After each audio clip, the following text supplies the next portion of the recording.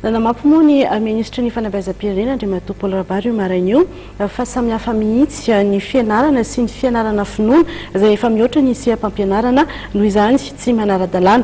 Matoa nosoton'ny ministera ny fahazondalana ho an'ireo sekoly koranika misa 920 ireo dia misy zany ny endrika tsy fanarahan-dalàna fanabeazana matsy no atao fa tsy fanirena olona irona amina finoana iray izay miendrika herisetra ara-moraly sy ara-psikolojika araka nambarany ministra Atrandy.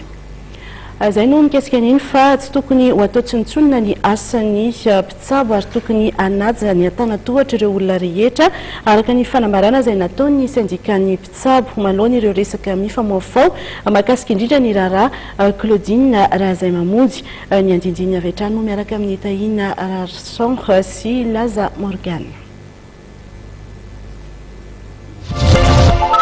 Nampiakapeo ny syndikan'ny mpitsabo manoloana ny fihetsika ataon'ireo syndikat namany mahakasika ny raharaha Claudine Razaimamonjy. Isan'ny voateny tamin'izany SMM izay tsy nandalo teo amin'ny fitantanana ny hôpitaly AJRA fa avy hatrany dia niditra tao amin'ny réanimation.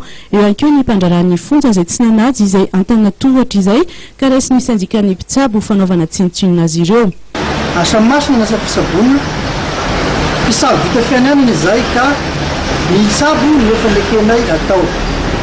Sata iray ihany no andraisana ny olona sabony namiditra hôpitaly dia ny amin'ny mahamarary azy. Noho izany lavina ny fanaovana tsinotsinona ny dokotera manao ny asany. Tsy hanavana sarangana loko na fiaviana na firena politika na finoana na adalana endry na gadra na sy gadra ny asa fisaboana.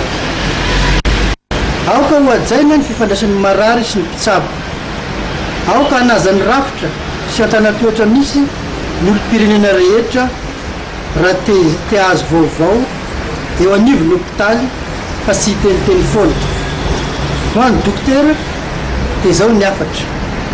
Ataovy ny asanareo, ataovy ny mpitiavana ao anatin'ny fanajana ny déontologie sy ny etika, ny fankatiava, ny vondrona fa ny firaisan-kina no era.